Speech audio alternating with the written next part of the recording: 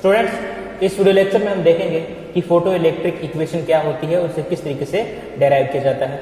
Students, इस equation को Einstein ने डेराइव किया था और इस इक्वेशन के लिए आइंस्टाइन को 1905 का नोबेल पुरस्कार भी मिला था।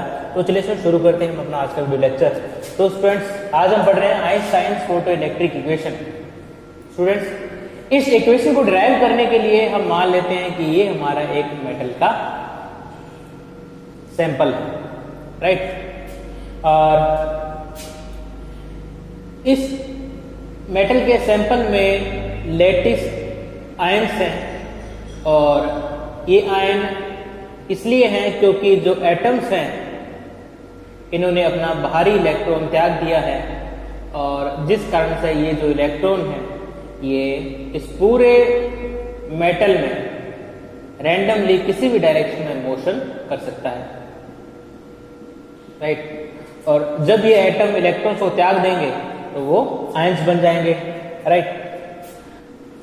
अब क्या है कि एक लाइट सोर्स की सहायता से हम इस मेटल के सरफेस पर फोटोन इंसिडेंट करवाते हैं और स्टूडेंट्स, मान लेते हैं कि एक h म्यू एनर्जी का फोटोन इस मेटल के सरफेस पर इंसिडेंट होता है।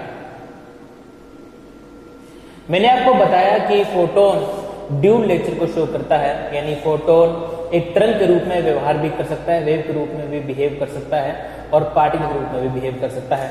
तो स्टूडेंट्स, ये जो फोटोन है ये एक पार्टिकल की तरह बिहेव करता हुआ इस इलेक्ट्रॉन से कोलाइड करता है। अब मान लेते हैं कि इलेक्ट्रॉन और इस फोटोन के बीच में होने वाली टक्कर कोलिजन इलास्टिक है, प्रत्यास्थ है, और जिस कारण से जब ये फोटोन इस इलेक्ट्रॉन से टक्कर करता है तो टक्कर करने के बाद में इस फोटोन की संपूर्ण एनर्जी, जितनी भी इस फोटोन के पास एनर्जी है वो सारी इलेक्ट्रॉन को मिल जाती है, राइट। अब आपको पता है कि इस फोटोन की जो टोटल एनर्जी है, जो मैक्सिमम एनर्जी है वो कितनी है, h म्यू, राइट। तो जैसे ही h म्यू एनर्जी का फोटोन इस इलेक्ट्रॉन से टकराता है तो चूंकि जो टक्कर है प्रत्यास्थ है, इलास्टिक है, इसलिए इस इलेक्ट्रॉन को इस फोटोन की सारी एनर्जी मिलेगी, राइट। तो टक्कर करने के पश्चात इलेक्ट्रॉन की एनर्जी हो जाएगी h न्यू, राइट। तो जब ये h न्यू एनर्जी का फोटोन इस इलेक्ट्रॉन से टकराएगा तो टक्कर करने के पश्चात इलेक्ट्रॉन को मिलने वाली एनर्जी हो जाएगी E=h न्यू। अब मैंने आपको बताया था कि इलेक्ट्रॉन को इस मेटल के सरफेस से बाहर निकलने के लिए कुछ एनर्जी खर्च करनी पड़ती है। यहाँ पर आप कैसे समझ सकते हो कि इस इलेक्ट्रॉन को इस मेटल के सरफेस से बाहर निकलने के लिए एक मिनिमम एनर्जी की आवश्यकता होती है और जब ये इलेक्ट्रॉन उस मिनिमम एनर्जी को ग्रहण कर लेता है तो ये इलेक्ट्रॉन मेटल के सरफेस से बाहर जाता है और उस मिनिमम एनर्जी को हम बोलते हैं वर्क फंक्शन, और वर्क फंक्शन को हम लिखते हैं h न्यू 0 द्वारा। फंक्शन कितना है, h न्यू 0। स्टूडेंट्स, ये जो वर्क फंक्शन होता है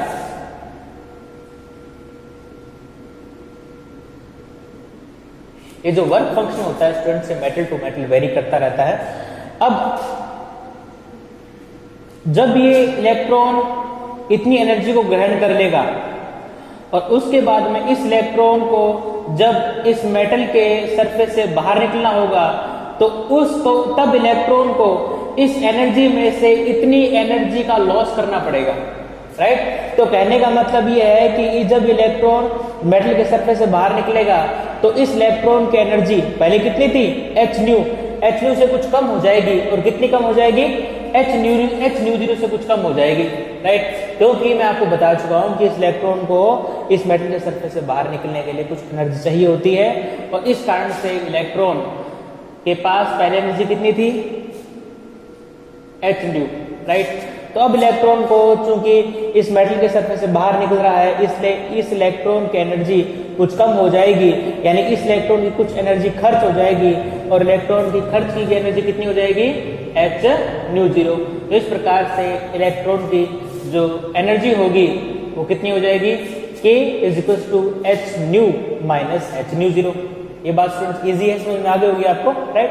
सीधी सी बात है क्योंकि इस इलेक्ट्रॉन को इस मेटल के सरफेस से बाहर निकलने के लिए इतनी एनर्जी खर्च करनी पड़ेगी और जब ये इलेक्ट्रॉन इतनी एनर्जी खर्च कर देगा तो इलेक्ट्रॉन के पास कितनी एनर्जी बचेगी, h new - h nu 0, right. आप इसको ऐसे समझ सकते हो कि मान लेते हैं कि इस इलेक्ट्रॉन को 100 रुपए मिले, राइट, इस इलेक्ट्रॉन को इस फोटोन से कोलिजन करने के कारण जो है 100 रुपए मिले, मान लो, ठीक है।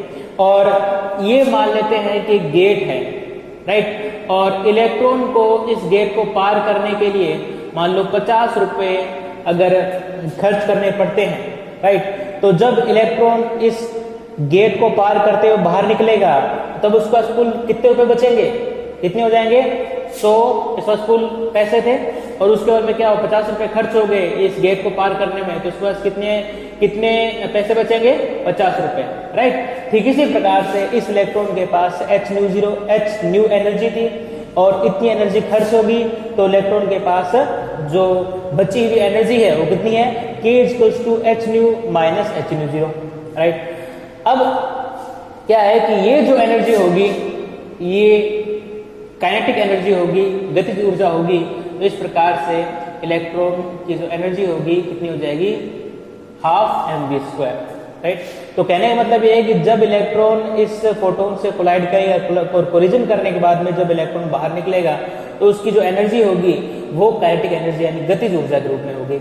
अब क्या होगा कि आपको पता है, भी अपने पिछले भी लेक्चर में बात कर चुके हैं कि यदि इलेक्ट्रॉन मेटल के सरफेस के जस्ट आसपास हो, जस्ट नीचे हो, तो उसकी एनर्जी मैक्सिमम होगी, राइट। यदि इलेक्ट्रॉन अंदर का इलेक्ट्रॉन हो और यदि अंदर के इलेक्ट्रॉन से फोटोन टकराए तो उसकी एनर्जी कुछ कम होगी, राइट। और यदि इलेक्ट्रॉन बहुत ज्यादा अंदर का हो तो उसकी एनर्जी और ज्यादा कम होगी। तो इस प्रकार से आप समझ सकते हो कि जो इलेक्ट्रॉन मेटल के सरफेस के जस्ट नीचे होता है उसकी एनर्जी मैक्सिमम होती है, और जैसे इलेक्ट्रॉन नीचे की तरफ जाता है तो उसकी एनर्जी जो है वो ऑटोमेटिकली कम हो जाती है। तो इसका मतलब ये है कि यदि फोटोन इस इलेक्ट्रॉन से टकराता तो उसकी एनर्जी इतनी नहीं होती, तो उसकी एनर्जी इसके इक्वल नहीं होती, बल्कि कुछ कम हो जाती। क्यों?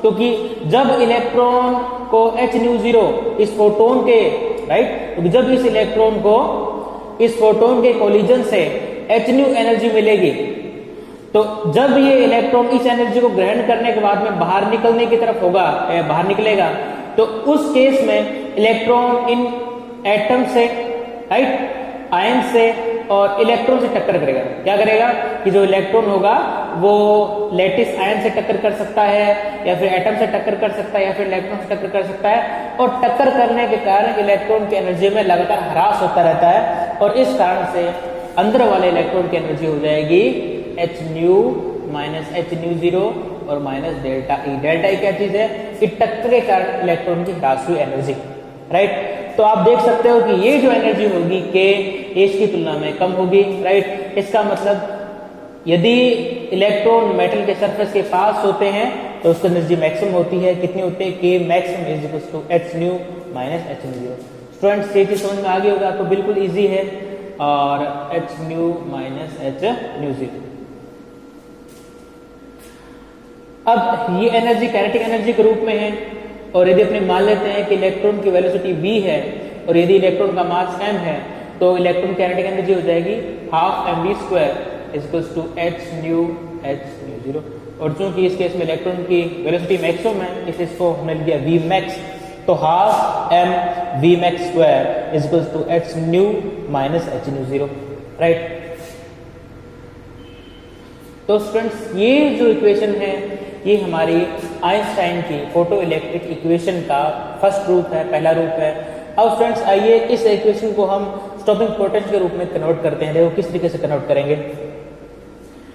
अब मैंने आपको स्टूडेंट्स ये बताया कि फोटो इलेक्ट्रिक करंट को रोकने के लिए हम क्या करते हैं कि दोनों इलेक्ट्रोड्स की जो वोल्टेज होती है उसको चेंज कर देते हैं, राइट। इसका मतलब ये है कि जो हमारा कैथोड है उसको हम देते हैं पॉजिटिव, और जो हमारा एनोड है उसको हम कर देते हैं नेगेटिव, राइट। हम क्या करते हैं कि कम्यूटेटर की सहायता से जो हमारा एनोड है उसको हम नेगेटिव कर देते हैं, और जो हमारा कैथोड है उसको हम पॉजिटिव कर देते हैं। जो इलेक्ट्रॉन इस कैथोड से इमिट होगा, यानी इस मेटल के सरफेस से इमिट होगा, वो अपनी काइनेटिक एनर्जी के कारण इस इलेक्ट्रोड की तरफ मूव करेगा।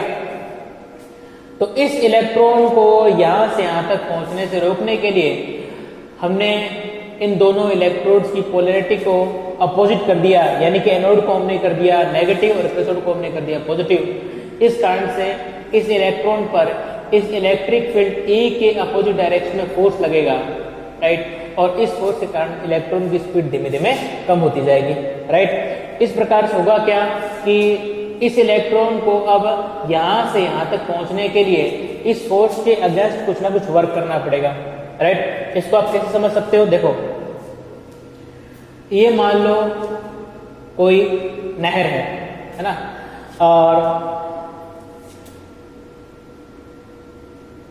ये मान लो कोई व्यक्ति है, इसका नाम इलेक्ट्रॉन है, राइट। और अब मान लेते हैं कि यहां पर कोई टेबल है और इस टेबल पर कोई बॉल रखी हुई है, राइट। पानी का जो बहाव है वो इस डायरेक्शन में है। अब इस इलेक्ट्रॉन को, इस व्यक्ति को, इसका नाम इलेक्ट्रॉन है, इसको कहा जाता है कि आप यहां से यहां तक जाएं, राइट। तो आप समझ सकते हो कि जब इलेक्ट्रॉन यहां से यहां तक पहुंचेगा तो चूंकि नदी का भाव, इस नहर का भाव इस डायरेक्शन में है, इस तरफ है, इसलिए इस इलेक्ट्रॉन नाम के व्यक्ति को यहां से यहां तक पहुंचने के लिए जोर लगाना पड़ेगा, वर्क करना पड़ेगा, राइट। और यदि इसके पास इतनी एनर्जी नहीं है कि ये यहां से यहां तक नहीं पहुंच सकता, राइट। आपको पता है कि ये जो इलेक्ट्रॉन है इसको यहां से यहां तक पहुंचने के लिए कुछ वर्क करना पड़ेगा, जिसके कारण वो कुछ थक जाएगा, राइट। यदि इसके पास इतनी एनर्जी नहीं है कि वो यहां तक पहुंच सके, तो ये जो इलेक्ट्रॉन है वो यहां से यहां तक जब तक पहुंचेगा तब तक काफी थक चुका होगा और उसके बाद में वो इस टेबल तक नहीं पहुंच पाएगा, राइट। हमने मान लिया कि जो इलेक्ट्रॉन है ये हमारा कमजोर है, इसमें इतनी ताकत नहीं है, राइट। क्यों ऐसा हुआ? क्योंकि इस इलेक्ट्रॉन को इस नदी के बहाव के विपरीत दिशा में कुछ वर्क करना पड़ता है, राइट। और इस कारण से इस इलेक्ट्रॉन की एनर्जी का लगातार लॉस होता रहता है, राइट। और इस प्रकार से यदि इसकी एनर्जी इतनी ज्यादा नहीं है, यदि इतना ज्यादा ताकतवर नहीं है कि ये यहाँ तक पहुंच सके, राइट, तो ये जो इलेक्ट्रॉन है इन दोनों के बीच में कहीं पे भी रुक सकता है, राइट। और जब ये इलेक्ट्रॉन यहाँ तक नहीं पहुंचेगा, राइट, और ये टेबल मान लेते हैं दूसरा इलेक्ट्रोड, जब ये इलेक्ट्रॉन यहाँ से यहाँ तक नहीं पहुंचेगा तब तक इस सर्किट में कोई करंट फ्लो नहीं हो सकता, ये आपको पता है। ठीक इसी प्रकार से ये जो इलेक्ट्रॉन है, अब इसको इस इलेक्ट्रिक फील्ड के अपोजिट डायरेक्शन में लगने वाले फोर्स के विरुद्ध कार्य करना पड़ेगा, राइट। और इस कारण से इलेक्ट्रॉन जैसे आगे की तरफ बढ़ेगा, राइट, वैसे वैसे इस इलेक्ट्रॉन के द्वारा किए गए कार्य के कारण इसकी एनर्जी में लगातार ह्रास होता रहेगा, राइट। और इस प्रकार से जब तक इलेक्ट्रॉन यहां से यहां तक पहुंचेगा तब तक इसकी पूरी एनर्जी लग चुकी होगी, खर्च हो चुकी होगी। और इस कारण से जब इलेक्ट्रॉन जस्ट यहां तक पहुंचेगा तब इसकी एनर्जी लगभग 0 हो चुकी होगी, उसके पास कोई वेलोसिटी नहीं होगी। और इस कारण से जब इसके पास कोई वेलोसिटी नहीं होगी तो ये इस इलेक्ट्रोड, इस पॉजिटिव इलेक्ट्रोड के द्वारा आकर्षित कर लिया जाएगा और फिर वापस से ये रिवर्स मूव करेगा, यानी कि पॉजिटिव इलेक्ट्रोड की तरफ ये मूव करना शुरू कर देगा, राइट। अब चूंकि ये जो मैक्सिमम एनर्जी का इलेक्ट्रॉन है ये यहां से यहां तक नहीं पहुंचा है, इसलिए इस केस में जो हमारा परिपथ होगा, जो हमारा सर्किट होगा, उस सर्किट में कोई भी करंट फ्लो नहीं होगी, राइट। तो इस प्रकार से इस मैक्सिमम एनर्जी वाले इलेक्ट्रॉन को यहां से यहां तक, कहां से? यहां से यहां तक पहुंचने के लिए कितना कार्य करना पड़ेगा? E V0 की इक्वल, राइट। V0 क्या है? स्टॉपिंग पोटेंशियल, और E क्या चीज है? इस इलेक्ट्रॉन का चार्ज E V0, राइट। तो इस प्रकार से इस इलेक्ट्रॉन को यहां से यहां तक पहुंचने के लिए इतना कार्य करना पड़ेगा। और यदि ये किया गया कार्य इलेक्ट्रॉन की काइनेटिक एनर्जी के इक्वल होगा, राइट, तो इलेक्ट्रॉन जो है यहां से जस्ट यहां तक पहुंच सकता है, उसके बाद में इसकी वेलोसिटी 0 हो जाएगी और उसके बाद में वापस से ये रिवर्स मूव करना शुरू कर देगा, और जिस कारण से परिपथ में कोई भी करंट फ्लो नहीं होगा, राइट। यदि इलेक्ट्रॉन काइनेटिक एनर्जी ज्यादा है तो इलेक्ट्रॉन यहां से यहां तक इजीली पहुंच जाएगा, यदि कम है तो इलेक्ट्रॉन यहां से यहां तक नहीं पहुंच पाएगा, राइट। यदि आप इलेक्ट्रिक फील्ड में और ज्यादा वृद्धि कर दो या फिर इन दोनों प्लेट्स के बीच की वोल्टेज और ज्यादा बढ़ा दो तो इलेक्ट्रॉन जो है वो यहाँ से यहाँ तक, क्या यहाँ से यहाँ तक भी नहीं पहुंच पाएगा, राइट। तो इलेक्ट्रॉन क्या है कि जब यदि आपने इन दोनों प्लेटों के बीच में इलेक्ट्रिक फील्ड को बढ़ा दिया तो इलेक्ट्रॉन क्या होगा कि यहाँ तक पहुंचने के बाद में वापस लौट आएगा। यदि आपने और इलेक्ट्रिक फील्ड बढ़ा दिया तो इलेक्ट्रॉन यहाँ से यहाँ तक पहुंचने के बाद में वापस लौट आएगा। तो जैसे आप इलेक्ट्रॉन की, जैसे आप इन दोनों इलेक्ट्रोड्स के बीच के इलेक्ट्रिक फील्ड को बढ़ाओगे वैसे वैसे इलेक्ट्रॉन जो है इन दोनों प्लेटों के बीच में बहुत कम दूरी तय करेगा, राइट। तो खैर अभी तक हम ये समझ रहे हैं कि जो मैक्सिमम एनर्जी का जो इलेक्ट्रॉन है, राइट, आपने इन दोनों प्लेटों के बीच की वोल्टेज को इतना ज्यादा कर दिया कि जो मैक्सिमम एनर्जी का जो इलेक्ट्रॉन है वो यहाँ से और यहाँ तक पहुंच गया बस, लेकिन इलेक्ट्रोड पर कलेक्ट नहीं हुआ, राइट। तो इस कारण से इस मैक्सिमम एनर्जी के इलेक्ट्रॉन के कारण इस परिपथ में कोई करंट फ्लो नहीं होगा और धारा की वैल्यू या करंट की वैल्यू 0 रहेगी, राइट। और अब हमने देखा कि इलेक्ट्रॉन को यहां से यहां तक पहुंचने के लिए किया गया कार्य यदि इलेक्ट्रॉन की काइनेटिक एनर्जी के इक्वल हो जाए, राइट, तो इलेक्ट्रॉन यहां से जस्ट यहां तक पहुंच सकता है, इलेक्ट्रोड पर कलेक्ट नहीं हो पाएगा, राइट। और जिस कारण से इस मैक्सिमम एनर्जी वाले इलेक्ट्रॉन के कारण परिपथ में सर्किट में कोई करंट फ्लो नहीं होगी। अब क्या करेंगे हम, इस eV0 की वैल्यू हम यहां पर रख देंगे, तो eV0 h nu minus h nu 0। Students ये हमारी जो फोटो इलेक्ट्रिक इक्वेशन है उसका दूसरा रूप है और इसमें आप देख सकते हो कि इसमें जो फ्रीक्वेंसी और स्टॉपिंग पोटेंशियल के बीच के रिलेशन को शो करता है। ठीक इसी प्रकार से जो हमारी पहला रिलेशन था वो फ्रीक्वेंसी और इलेक्ट्रॉन की काइनेटिक एनर्जी में रिलेशन को शो कर रहा था, लेकिन जो दूसरी इक्वेशन है वो हमारी फ्रीक्वेंसी और स्टॉपिंग पोटेंशियल में रिलेशन को शो करता है। स्टूडेंट्स एक बहुत ही महत्वपूर्ण इक्वेशन है जो आप देख सकते हो, एक स्ट्रेट लाइन की इक्वेशन है, राइट। यदि मैं वर्क फंक्शन को फाई लिखूं तो ये हो जाएगा आपका, अब आप देख सकते हो कि ये जो इक्वेशन है एक स्ट्रेट लाइन की इक्वेशन है, y is equal to mx plus c, ये एक स्ट्रेट लाइन की इक्वेशन होती है, राइट। ये जो c होता है इसको हम बोलते हैं y इंटरसेप्ट, क्या बोलते हैं इसको हम, y इंटरसेप्ट। आपको पता है कि जो स्ट्रेट लाइन होती है यदि वो y एक्सिस को इस तरीके से इंटरसेक्ट करती है, अब देखो ये स्ट्रेट लाइन है और ये स्ट्रेट लाइन जो है y एक्सिस को इंटरसेक्ट कर रही है यहाँ पर, तो इस डिस्टेंस को हम बोल देंगे इंटरसेप्ट, है ना, y इंटरसेप्ट। और इसको हमने c लिखा हुआ है, राइट। m है इस लाइन की स्लोप, राइट, और x है ये हमारा वेरिएबल और y है ये वेरिएबल, राइट। अब आप देख सकते हो यहाँ पर इस इक्वेशन के लिए हम इससे तुलना करें, इससे कंपेयर करें तो v0 होगा y के इक्वल, राइट, और m होगा, देखो ग्राफ हम खींच रहे हैं न्यू के बीच में, राइट, और न्यू है फ्रीक्वेंसी, तो n ये x जो होगा वो होगा हमारा न्यू, और न्यू के साथ जो भी लगा हुआ है h अपॉन में e वो हमारी स्लोप, और उसके बाद में जो y इंटरसेप्ट है c वो होगा हमारा फाई माइनस e, राइट। तो इस प्रकार से हम क्या करते हैं लैब में, हम स्टॉपिंग पोटेंशियल और फ्रीक्वेंसी में ग्राफ खींचते हैं, राइट, और वो जो ग्राफ होगा वो एक स्ट्रेट लाइन ग्राफ आएगा। वो ग्राफ कुछ इस प्रकार से आता है, देखो यहाँ पर बना रहा हूं, ये हमारा स्टॉपिंग पोटेंशियल और ये हमारी फ्रीक्वेंसी। यदि हम इन दोनों के बीच में ग्राफ खींचेंगे तो ग्राफ एक स्ट्रेट लाइन आएगा और ग्राफ कुछ इस प्रकार से आएगा, राइट। यदि आप इस ग्राफ को पीछे की तरफ खींचोगे, राइट, तो ये जो स्ट्रेट लाइन होगी ये इस y एक्सिस को जहां पर इंटरसेप्ट कर रही है, आप देख सकते हो कि ये जो स्ट्रेट लाइन है इस y एक्सिस को यहां पर इंटरसेक्ट कर रही है, तो इसको जो y इंटरसेप्ट आएगा उसकी वैल्यू होगी फाई अपॉन में e, right.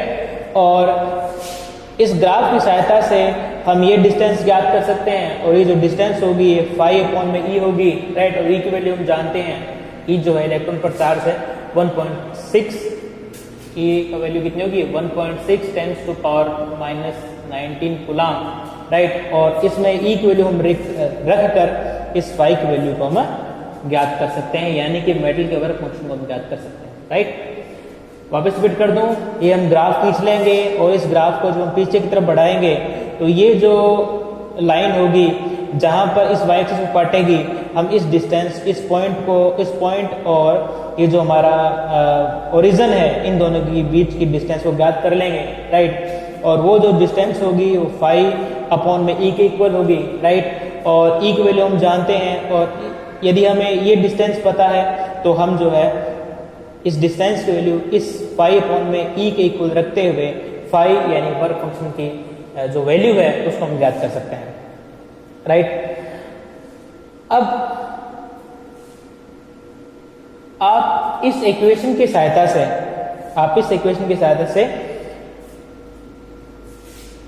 Threshold frequency, right. Threshold frequency क्या होती है स्टूडेंट्स? थ्रेशोल्ड फ्रीक्वेंसी मैंने आपको बताई कि देखो, इस इलेक्ट्रॉन से ये इलेक्ट्रॉन जो है ये तभी इस मेटल के सरफेस से बाहर आ सकता है जब एक मिनिमम फ्रीक्वेंसी की लाइट इस पे डाली जाए, राइट। हम क्या करते हैं कि फ्रीक्वेंसी को हम एक ऐसा लाइट सोर्स लेते हैं, राइट, जिसकी फ्रीक्वेंसी को वेरी करते हैं, राइट। और फिर हम क्या करते हैं, हम देखते हैं कि लो फ्रीक्वेंसी पर जब लाइट की सोर्स की फ्रीक्वेंसी लो होती है तो हम कोई फोटो इलेक्ट्रिक करंट इस सर्किट में आपको नहीं मिलेगी। लेकिन अब आप क्या करते हो कि जैसे आप इस लाइट सोर्स की फ्रीक्वेंसी बढ़ाते हो, एक पर्टिकुलर फ्रीक्वेंसी पर सर्किट में फोटो इलेक्ट्रिक करंट बढ़नी शुरू हो जाती है या बननी शुरू हो जाती है, राइट। उस कोरस्पॉन्डिंग फ्रीक्वेंसी को हम बोलते हैं थ्रेशोल्ड फ्रीक्वेंसी, राइट। यदि आपके लाइट सोर्स की फ्रीक्वेंसी थ्रेशोल्ड फ्रीक्वेंसी से कम है तो आपको परिपथ में कोई भी फोटो इलेक्ट्रिक करंट प्राप्त नहीं होगी, यदि ज्यादा है तो आपको फोटो इलेक्ट्रिक करंट प्राप्त होगी, राइट। तो वो मिनिमम फ्रीक्वेंसी जब फोटो इलेक्ट्रिक इफेक्ट शो होता है और इसके कारण परिपथ में सर्किट में फोटो इलेक्ट्रिक करंट फ्लो होती है तो उस पर्टिकुलर मिनिमम फ्रीक्वेंसी को हम बोलते हैं थ्रेशोल्ड फ्रीक्वेंसी, राइट। क्या बोलते हैं हम? Threshold frequency. Threshold frequency, threshold frequency, इसको हम न्यू जीरो के द्वारा शो करते हैं। तो स्टूडेंट्स, यदि आप इस पॉइंट को ज्ञात कर लो, राइट, तो इस पॉइंट के कॉरेस्पॉन्डिंग जो फ्रीक्वेंसी होगी, राइट, वो थ्रेशोल्ड फ्रीक्वेंसी के इक्वल होगी, राइट। तो हम क्या कर लेते हैं, एक्सपेरिमेंट जब हम लैब में एक्सपेरिमेंट करते हैं तो इन दोनों के बीच जब हम ग्राफ खींचते हैं तो हम क्या करते हैं, कुछ पॉइंट्स हमको मिल जाते हैं, राइट। और जब हम इन पॉइंट्स के द्वारा एक स्ट्रेट लाइन खींचते हैं, राइट, तो अब ये जो स्ट्रेट लाइन होगी जहां पर इस न्यू एक्सिस को काटेगी, उस न्यू एक्सिस के कॉरेस्पॉन्डिंग जो पॉइंट होगा, राइट, इसकी वैल्यू है न्यू जीरो, उसको हम बोलेंगे थ्रेशोल्ड फ्रीक्वेंसी। तो आप इस इक्वेशन के साथ थ्रेशोल्ड फ्रीक्वेंसी भी ज्ञात कर सकते हैं। तो स्टूडेंट्स, इस प्रकार से आज के जो लेक्चर में हमने देखा कि आइंस्टाइन की फोटो इलेक्ट्रिक इक्वेशन क्या होती है, इसका यूज क्या होता है, और उसके बाद में मैंने आपको ये भी बताया कि लैब में हम इसके द्वारा किस तरीके से एक्सपेरिमेंट करते हैं और इसके द्वारा किस तरीके से वर्क फंक्शन या थ्रेशोल्ड फ्रीक्वेंसी को ज्ञात करते हैं। तो स्टूडेंट्स, नेक्स्ट लेक्चर में हम कुछ और टॉपिक पे बात करेंगे। Thank you students.